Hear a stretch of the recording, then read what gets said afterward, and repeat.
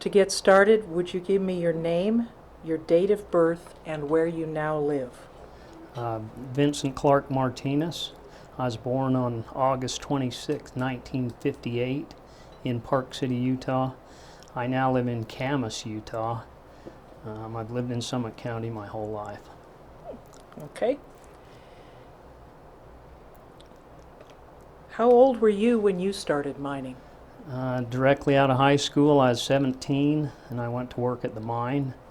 I had to stay working on the surface till I turned 18 in August, and then I went underground. What was the name of that mine? The Ontario mine in Yeah. Park City. What was the mineral you were going after? They was mostly mining silver and lead and zinc. It was for the Park City Ventures at the time. It was the mine operators. And then when you turned 18, you could go underground. Did they give you any training? You know, when I went underground, it came up for bid. They was looking for underground laborers. So I bid on it and I got the job. And I was underground for about a month. And then I took an underground mining training, and it entailed me and another guy with an old guy from Heber, and we spent 3 months with him running drifts, running raises. Pretty much learned how to drill, blast, muck, do all the aspects of mining with this one guy that taught us how. How long had he been mining? Yeah, he was old then, so probably his whole life. I can't recall his name. Rudy Thompson was the guy's name. He was from Heber, but he'd been mining his whole life, and he'd just take green guys and you'd go through an underground mining school type thing, and that's how I learned how to do it. What's a drift? A drift is a tunnel underground. The tunnel itself is called the drift. A raise, that's a part underground that goes straight up above the tunnel or the drift. How long did you stay at that job or that mine? I was there until, that was 1976, I think, till 1979. And then the mine shut down and I went to school. But a year later, the mine started back up, so I went back to the mine. I was a fourth generation miner and would have been content to do it the rest of my life. Were all of the ancestors Utah miners? Yeah, they were all Utah miners. All in the Park City area? You know, my grandpa on my mother's side came from Farron, Utah. He was a coal miner, but somehow ended up in Park City. But on my father's side, I think my great-grandpa came directly from Spain and mined in Park City. But it seemed natural.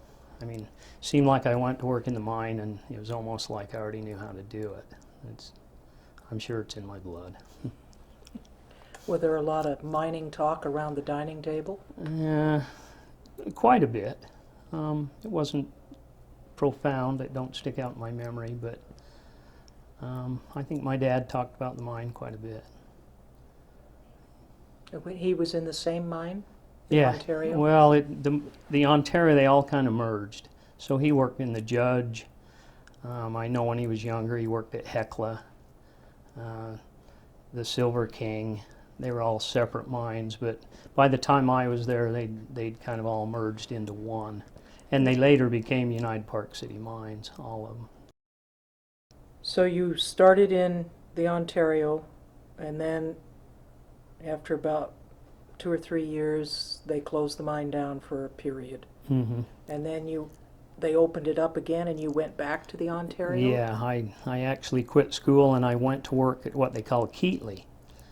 And since I'd been to school and I'd taken building construction, I'd learned carpentry. So they hired me back as a carpenter timberman from outside Keatley.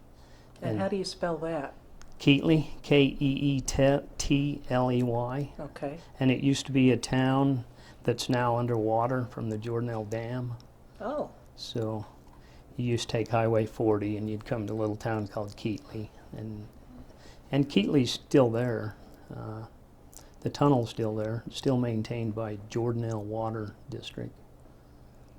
And As a carpenter, lumberman, timberman in the mine, what did you do? I mostly took orders and cut 8x8s and lagging, and I'd load trains so that this train was ready to go back in for the graveyard crew. Mostly supplied the mine with timbers and took care of the outside homes that were out there. Did you have to do any of the shoring in the mine, or did You know, when I was mining, yeah, done a lot of shoring. but not in your capacity as Not when I came back after school, Okay. no. But prior to, I'd put timbers in, put rail in, we'd drill and blast and run raises and stand 8x8s and build chutes and use a lot of timber when you're mining. You know, you're actually going straight up into a body of ore, and so you have to build this timber sets and these chutes, and then when you get to the body of ore, you blast it all into this chute, and the train can pull under there, and then you have a hydraulic door that fills each car. So the logic of mining is you have these big bodies of ore, you run a tunnel underneath them, you run a raise up to them, and you mine it all out. You know, that's how you get it in the trains underground. Were the timbers fastened with nails, lag No, screws? everything was wedged. So everything, you know, solid rock. So you cut a timber and you stick wedges in it and wedge everything in there. Also wedge everything down. So not a lot of nailing. Mostly wedging and then just stacking the lagging up the sides of the timbers. And the purpose of that timbering was to do what? To create a chute and a manway to get up to the body of ore, and to create a way for that ore to get into the mine cars. I used to get on the cage at 7:15 every morning. We'd go down 2,200 feet. There we'd get on a train, travel for 20 minutes, maybe 12, 14 guys. There'd be what they call a doghouse, and that's just a timbered in area with a heater where the boss would do his paperwork and everybody would go to their different work areas, usually 2-man teams. How long did you stay underground?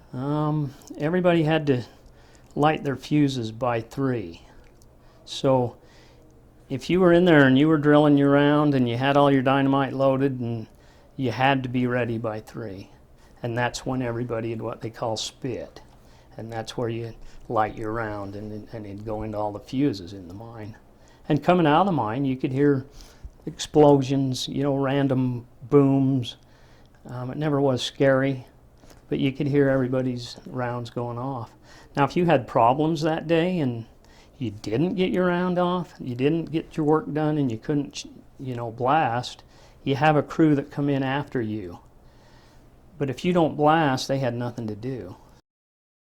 How long did you stay in the job as a timberman? Not very long, probably 2 years, and then the mine shut down. Since '85, I've been closing abandoned mines throughout the state. Did you ever go back to mining? Nope, never been back to mining. I'd like to. I'd like to drill one more round and blast it before I die. I probably won't, but it'd be fun to do. Tell me how that drilling process works. What kind of equipment did you use? Was there a particular pattern to the holes? Yeah, you have what's called a Jackleg Drill, and it has water going through it, so you're not breathing dust all day. And it's got a hydraulic ram on a leg. So it'd usually take about 32 holes. You drill one hole right in the center, and then in a series you make holes around that center hole. So we used to drill 32 holes, 6 foot deep, generally. And it'd take about a case and a half of dynamite. You'd put dynamite in all the holes except that center one. And then you'd set these charges off. If you set them off wrong, you'd just end up with bigger holes. So what you have to do is the ones around the center first, and then the next ones. So fuses were a certain length, so that these would shoot first, then these would shoot first, then these would shoot first. But there is a pattern to it. So the center hole actually provided the relief for Right. that rock to collapse. Yeah. So everything slabs to the center. So you know these 4 holes around the center, when it's milliseconds. So it goes, boop, boop, boop, boop, boop, you know. And if you wire that wrong, like say, you're just going to end up with bigger holes. You And- know, everybody asks me all the time, well, you close abandoned mines, do you go in there and put a case of dynamite in? You know, it'd never work. It'd be like a rifle, you'd actually clean it out. So, very seldom have we ever blasted a mine shut. How big a face was it? What were the dimensions on it? You know, it was always different. If you were running arrays, it could be 20 foot wide by 8 foot, you know, and it's a 3 compartment raise. So if you're going straight up drilling, sometimes it's you know, a huge blast. But generally the face was maybe 8 feet wide and 8 feet tall at the most. So I'd end up with all these little, every fuse is the same length. It's got a little metal clip on it, and then it's got a primer on it, and you'd take a stick of dynamite and poke a hole in the end of it, and then you'd stick this fuse in it. This, not a fuse. Cap? Blasting cap, that's what I'm thinking. You'd put the blasting cap in the end of the dynamite, put it in the hole with a wooden stick, so every hole, and then you'd fill it with dynamite, each hole. Then you'd have all these fuses sticking out every hole you'd drilled. So then you take what they call spitter cord, and you hook this spitter cord's another cord, but depending on how you hook them on is how the blast would happen.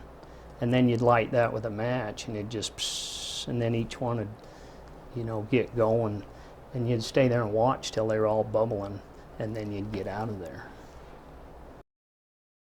How do you work a raise?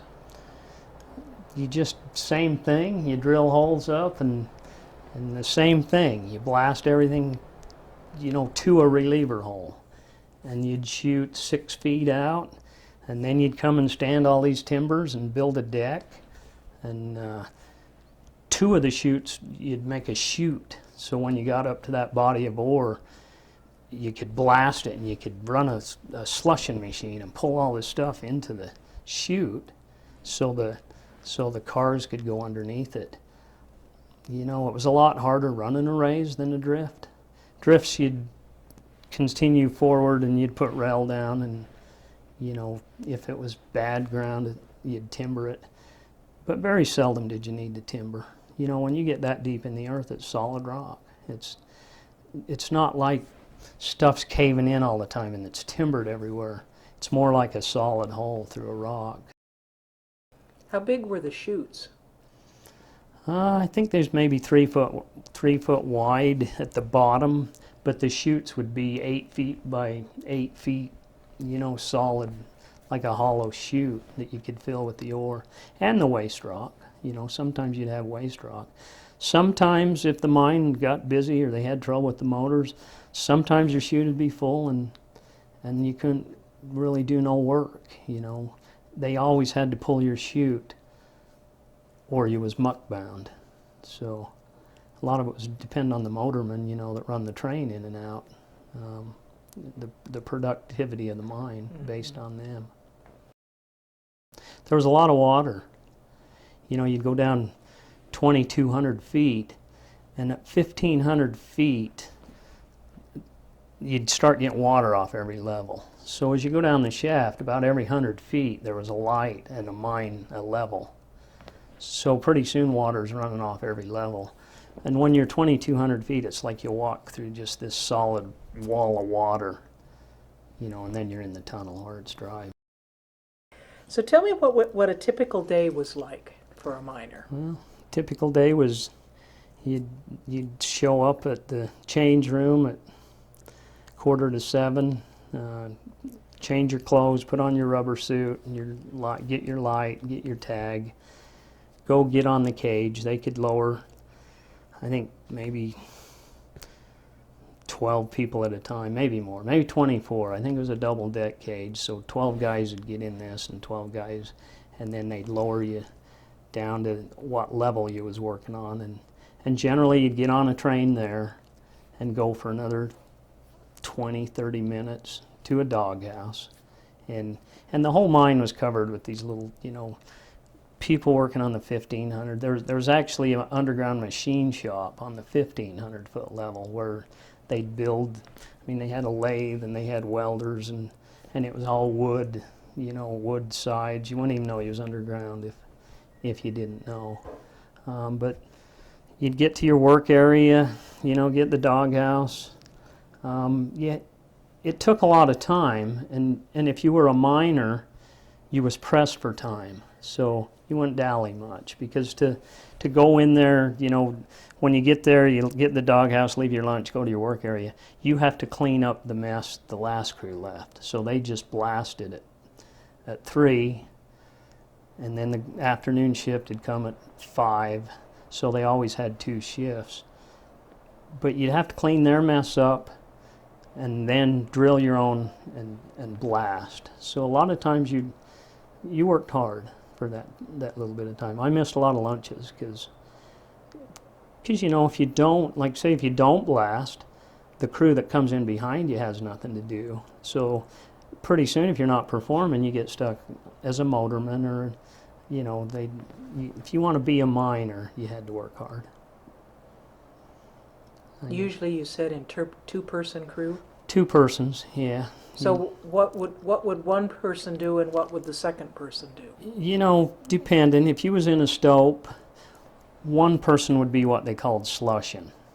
So the crew before you had blasted down this ore, the silver and the lead, and you'd a little 2-drum machine with cables on it and a bucket, and you'd hook the cables up there and you just sit, and the bucket would go back and then it drags the muck and drops it down the chute.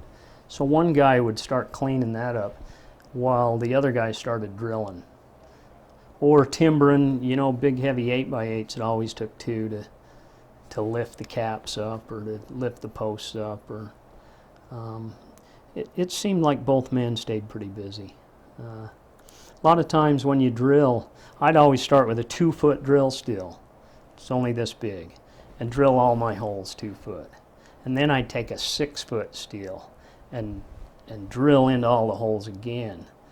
But some guys would use 2-man system, and they'd start with a 6-foot, and the guy would collar it for him, what they call it. So once it's in, so far, he can do it himself. But that guy'd stay there and move the end of the bit. Most of the time, though, I think one guy'd drill and the other do whatever had to be done. Where did they put the waste rock? Most of it went out Most of it went out the shaft, and they dumped it over the dump. One thing interesting, though, is they would fill everything back in with sand. So they had a sand crew. So the mill, where they were milling the ore, would generate sand, and they'd pump it back down in the mine. So when you're in a body of ore, you'd mine all 6 feet out of the bottom of it.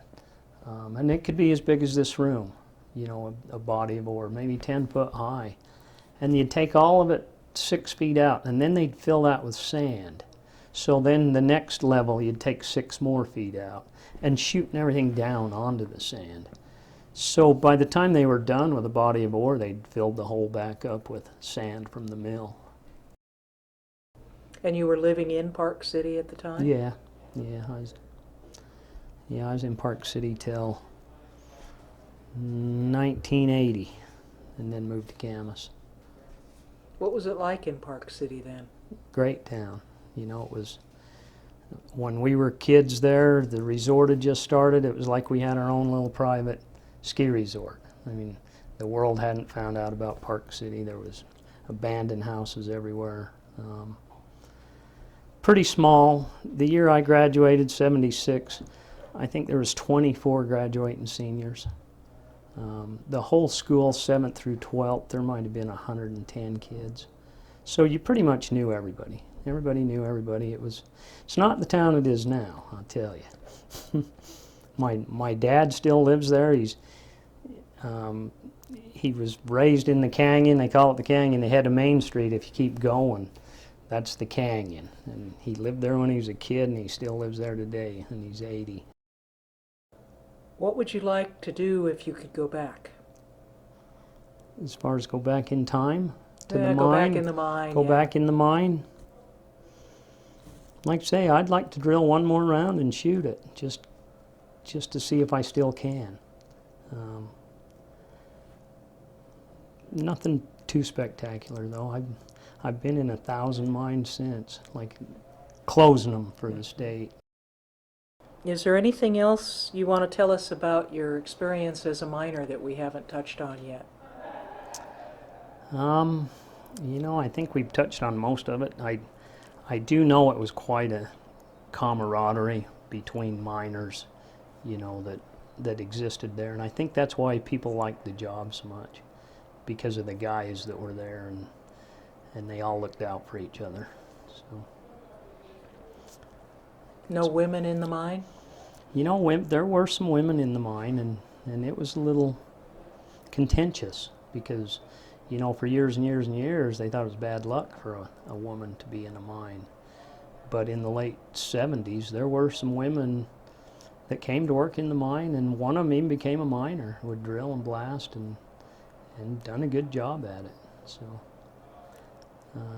but I know a lot of the older guys thought it was wrong for a woman to be in the mine. I do know the mining days are over though, because the Ontario shaft is squeezed shut down about 700 feet. So, and nobody will ever work down there again. 100 years gone. Yep. Let's kind of switch gears here and talk about your experience with mine reclamation. You previously said you went to school and you learned something about the building trade, and you've got your mining experience, and then you learned about running heavy equipment. So you kind of put all that together as a reclamation guy? How did that happen? It just worked out that way. Like I say, I was working for a guy who had a general engineering license, and that's what's required by the state to do reclamation. But I had worked for him for 4 years, and we got a job reclaiming the old Weber coal mine over in Colville. And I happened to be the superintendent on the job, and this was in 1985. And I enjoyed doing it. And I talked to the division people, and they said, oh, we got a lot of this coming up. So I kind of set my sights on that, and basically every year since 1985, I've done reclamation work every summer. I've done it in Colorado, California, Arizona. I probably closed over 6,000 abandoned mines. I have mixed feelings about it a lot, because there's a legacy there that maybe there's a value there, but it's also a danger. So I think it probably needs done, especially a lot of the old shafts.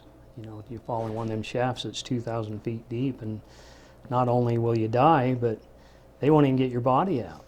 You can't even retrieve a body if they fall down some of them steep shafts. But back to the point, I've been doing them since '85, and got my own license, and thought, this is what I'm going to do. I'm still doing it. How do you close a mine? Generally you take a traco up there and you fill it. I mean, if you can get a piece of equipment there, we just fill in the portal as far as we can reach back in there and fill it with dirt. But the majority of them, we hire helicopters and we fly stuff in, or I hire mules and we mule stuff in, and we'll build walls in them out of block or rock, or a lot of them will build gates out of metal. A lot of them have endangered bats in them, so we'll do a bat gate in them. Various ways, they all have their different ideas how to close them between California, Utah, Colorado. Here in Utah, if you've got a vertical shaft, how do you close that? I think the best way is you build what they call a rebar grate over it. And that entails putting 1-inch rebar on a grid and then pouring it in a concrete footing. And that leaves the historical nature there, it leaves the hole there. That's what I think the best option is. Of course, it's expensive, so it's not really an option for all of them. A lot of them, they'll just fill them with a Traco. What about an incline? You know, same thing. We'll build grates on them, or sometimes we'll build a wall in them. A lot of them, you know, I spent years just going up with 4 or 5 guys filling them with dirt. Just shoveling, picking, wheelbarrowing, you know, shovel them in. And the dirt that you're using, is that off the waste dump? Yeah, usually the waste dump or immediate vicinity. You know, right now we're out here in the swell closing uranium mines, and most of them are walls. Just because you know, you don't want to breathe the dust if you don't have to. We have to suit up out here and wear respirators and Tyvek suits, and uranium's nasty stuff. Are you also worried about the radon? We have a radon detector, and you know, my guys can't get more than a what they call a civilian dose, because we're not in the mining business. So we use radon detectors, and we wear TLD badges, and we keep a close eye on that.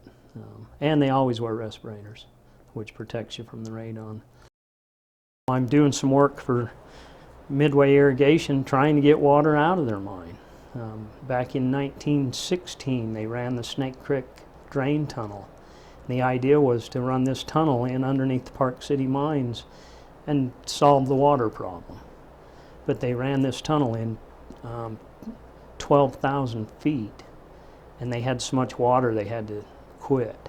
But at one time, 8,000 gallons of water come out of this tunnel. In the 40s, it caved in, and none comes out. So we've been working for them, trying to go through this cave-in to retrieve their water. So probably the water is worth more than the gold ever was, the way it's looking, the way this winter's been. Didn't Hecla have a big tunnel too? Mm-hmm. Hecla drains into the Jordanelle right there off of I-40, and Hecla was a big mine. My dad worked for them. Something unique about the Hecla mine is it was a hot mine. So, reasons unbeknownst to me, it was, you know, 80 degrees down there. My dad said the water was hot enough in the Hecla mine you could put a can of soup in there, and at lunchtime you could have hot soup. Where the Ontario mine and the Park City mines, they were cold and wet. You know, and the Hecla mine has to be fairly close, because Keatley's right there. You know, the Keatley tunnel runs right under the Hecla mine. But it was pretty much always 54 to 56 degrees year-round in the Park City mine. So just the right temperature where you got to stay busy. When you do mine reclamation, is closing the portal the only thing that you do? Generally, it's our intent just to keep people out of the mine. So we don't reclaim the dumps or do any of that. We usually just address the hazard, which is going in the mine or falling in the shaft. We usually don't do much. We don't clean no waste up or none of that stuff, very seldom. Most of my work's been up north, you know, all the Wasatch Mountains. It'd surprise you how many mines there are, from Parley's Canyon to Provo Canyon to Heber in the Wasatch Mountain Range. There's probably 1,500 that we've done in that mountain range. We've done a lot of work in the Tindics out by Eureka. We've probably closed 1,000 out by there, you know, between all the projects. There's a lot of mines south of Wendover, out at Gold Hill, out in that country. One of the most interesting places I've ever been is Silver Reef. It's one of the only places where they ever got silver out of sandstone. And there's 300 or 400 mines just right there within a 5 or 6 square mile area. Interesting place. What kind of equipment do you use? Mostly have a traco. Um, Wheelbarrow and and a shovel. Usually it's just pretty. Today we set up a tram and we hauled block and mortar up about a 500-foot cliff, and we just started a wall up there. We mix everything by hand, so water, block, and cement, and I use a lot of cables and pulleys, and I'll set trams up, or we've done everything. We've used boats down on the Colorado River. There's uranium mines down in Mineral Bottom. The Hajo mine is down there. We've hauled stuff across in boats and then tram it up the mountain. A lot of ATV use. I use ATVs a lot. It's just physical work. What's your favorite part of it? Seeing the mountains, seeing the mines. It's what a guy asked me what I'm going to do when I retire, and says I can't wait to retire so I can go explore these old mines.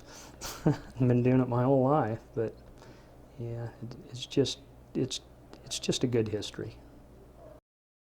It's been a good job. I've enjoyed doing it. I've seen a lot of mountains, probably every mountain range in Utah.